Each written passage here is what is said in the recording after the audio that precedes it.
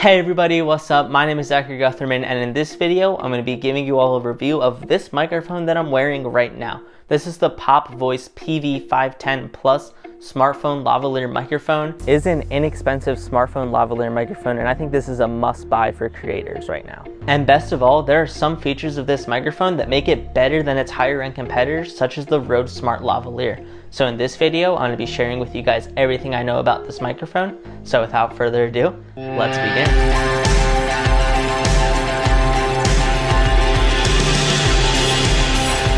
So let's talk about the Pop Voice PV510 lavaliere microphone.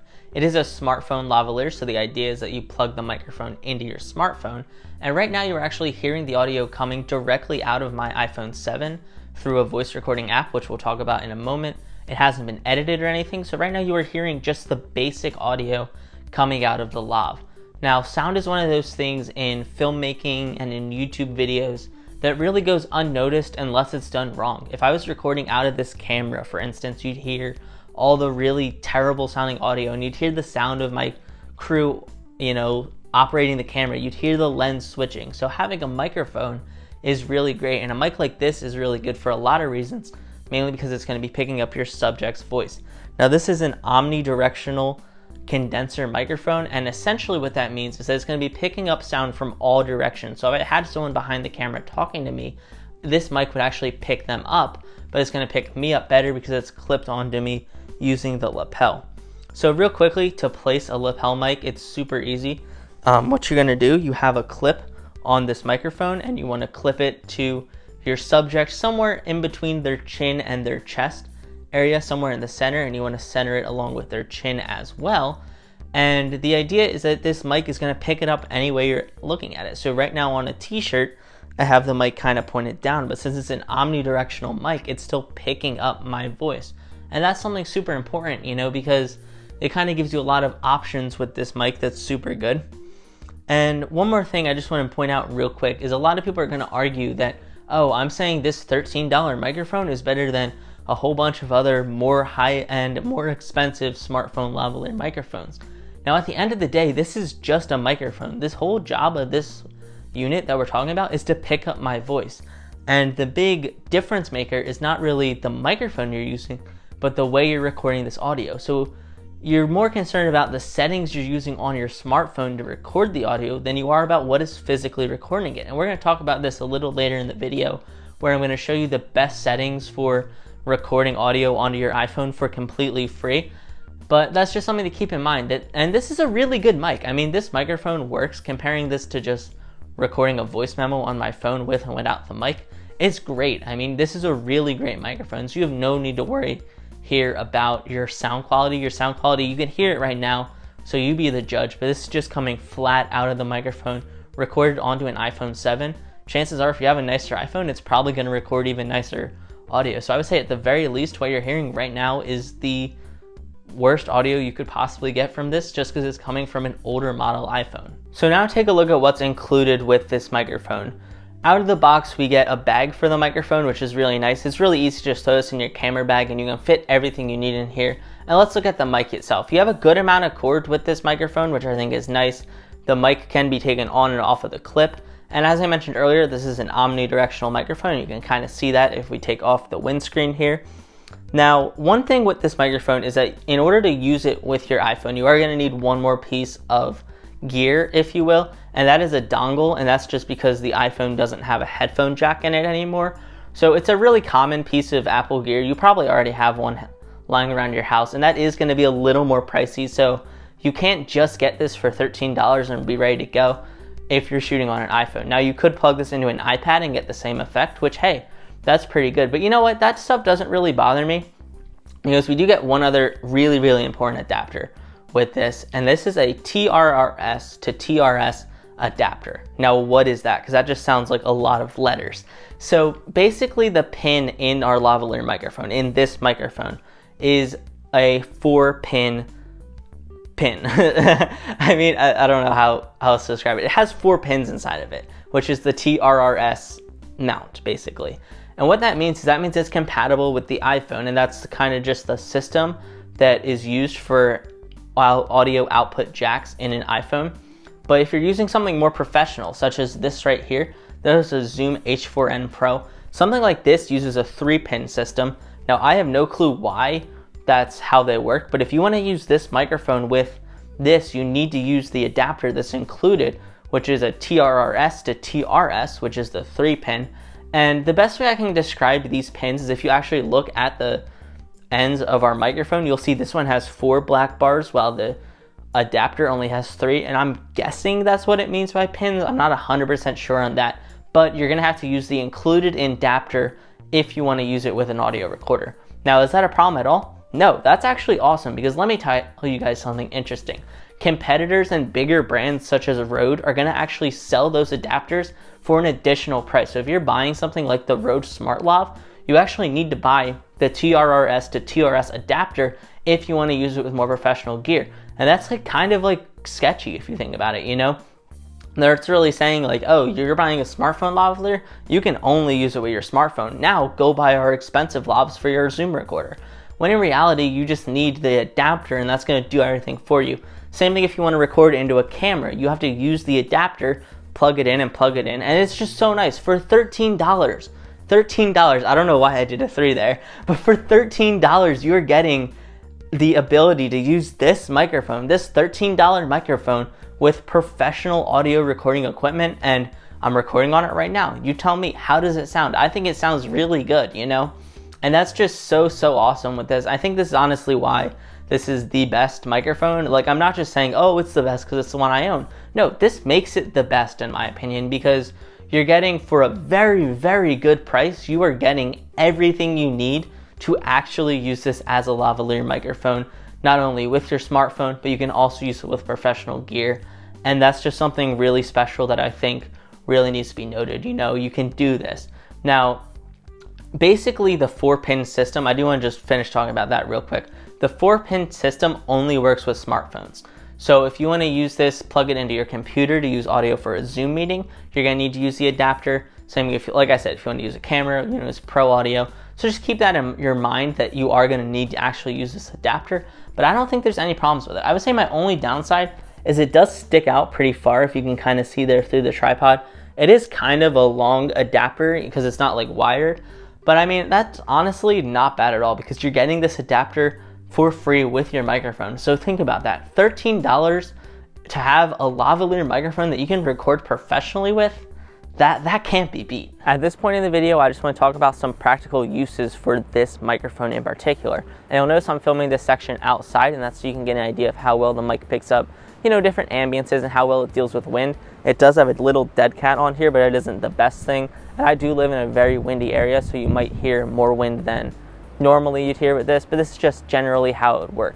So what are some good uses for this? I've been using this mic for 2 years now, and I mainly use it for my YouTube videos. It's really good for when I'm in front of the camera, or even when I'm behind the camera and moving around a lot. That way the mic will always be on me and always picking me up. You know, I could walk all the way back there and you'd still hear me because the microphone is attached to my body. That's a big upside of this microphone, especially for YouTubers, as opposed to a Rode mic where it's just going to be stuck onto the camera. That's essentially just glorified camera audio. But I've also used this for more advanced, more like higher end projects. I use this with my personal projects all the time. Whenever I'm filming a documentary or a, you know, any type of commercial video where someone's talking, I will always have them laved up. You can even use this mic for voiceover, which is actually super useful. I once did a project where it was just a campaign video, and I had my talent actually plug on the lav to read the lines, and it's just one thing that adds to the quality. You're using this as a microphone. You don't even need the video side attached to it to record clean voiceover. It's going to sound a lot better than just average voiceover.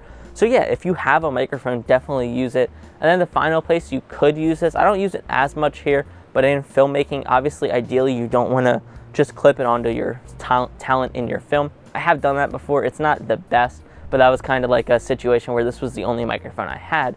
But if you wanted to use a lav in filmmaking, you have to hide it somewhere, so you can hide it on a backpack. I've done that before.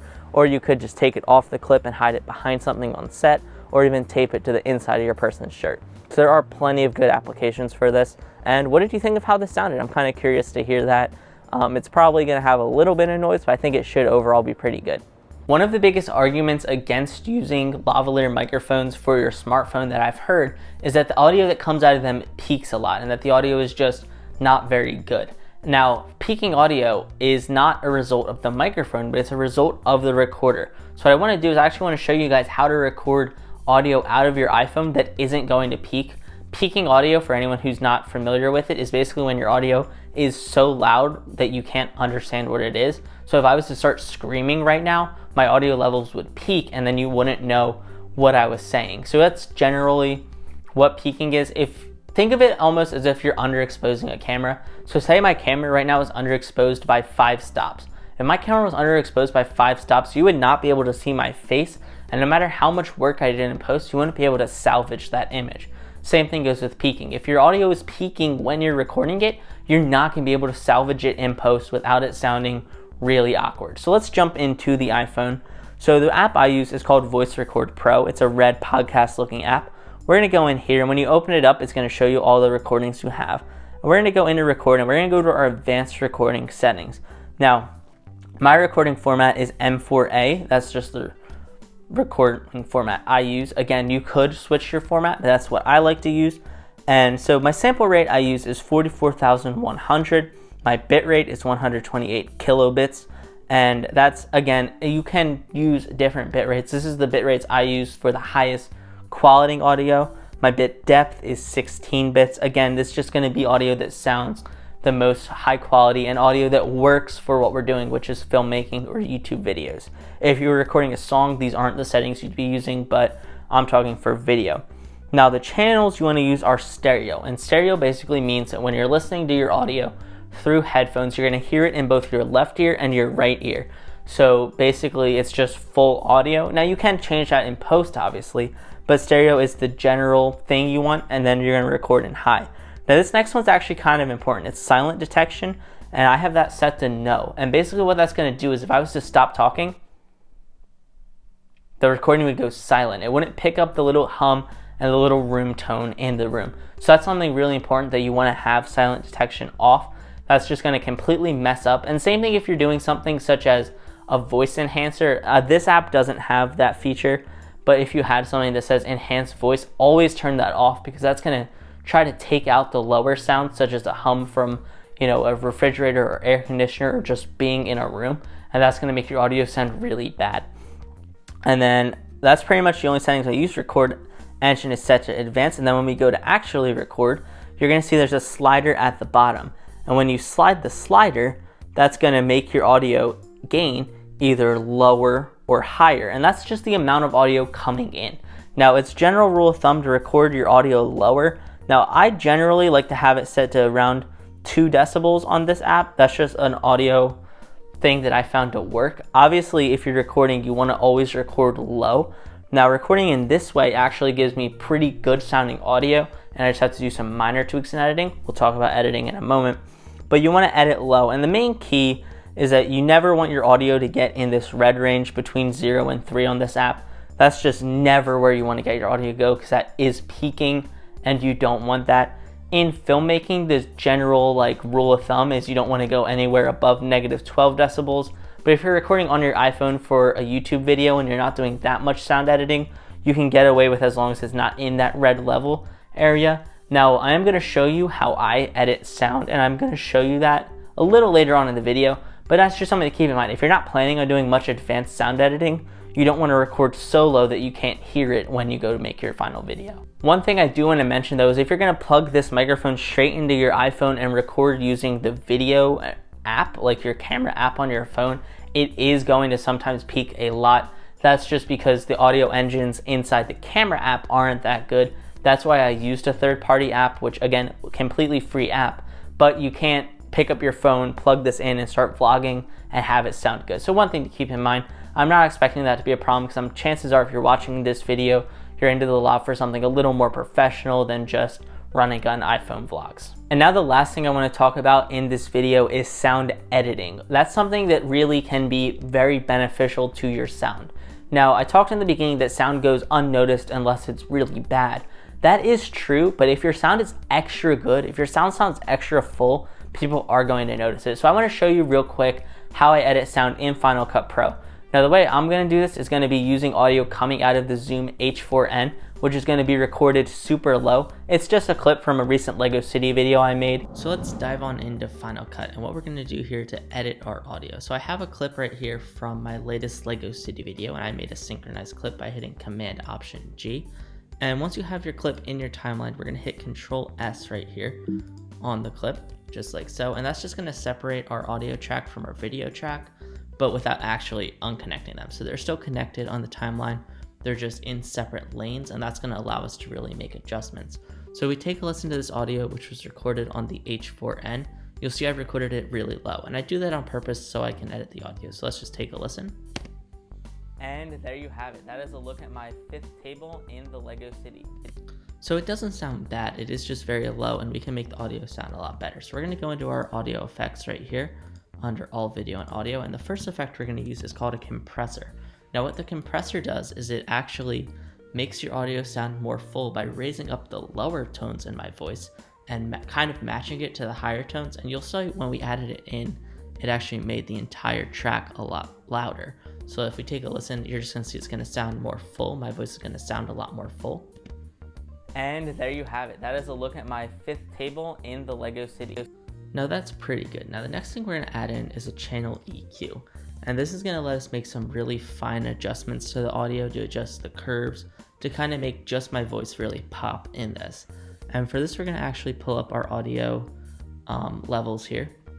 As you can see, so I just got them by pressing right here. And if we go into our clip and go into the audio, we're going to go into channel EQ and press on this. Now this graph is going to look a little daunting at first, but it's actually fairly easy to understand. So I'm going to start by just playing my clip. And when I press play on this one, I'm actually going to be using the slash bar. That way it's going to loop this clip. So that way if I had this in a much bigger timeline, I'm only hearing this piece of dialogue. So let's listen to this. And there you have it. That is a look at my 5th table in the LEGO City. Now I didn't really go through. Now you saw when I turned on the analyzer, it creates this wave. And this wave is basically showing you where the audio levels are in our recording. Okay, so we have our audio right here. And what I want to do is I want to make the audio sound more crisp just for the dialogue. So this is where the majority of the dialogue you'll see is right here. You'll see I don't really have anything at this super high end. And this low end I would say is more like just hum ambience from the room. So I want to, when I'm listening to the clip, I want to pull this level up. So we're going to do just that. And there you have it. That is a look at my 5th table in the LEGO City. Now I didn't really go through all the displays on the tables in this video, and that's because they are for the most part all the same as my previous city video, which was the Christmas one. And the only other thing, and just like that, you'll see we've created a curve, and this curve is basically going to take a graph and say keep the audio levels where they were for everything except the dialogue, which we're going to make sound a little taller, and it's going to make the audio sound a little more full in that area.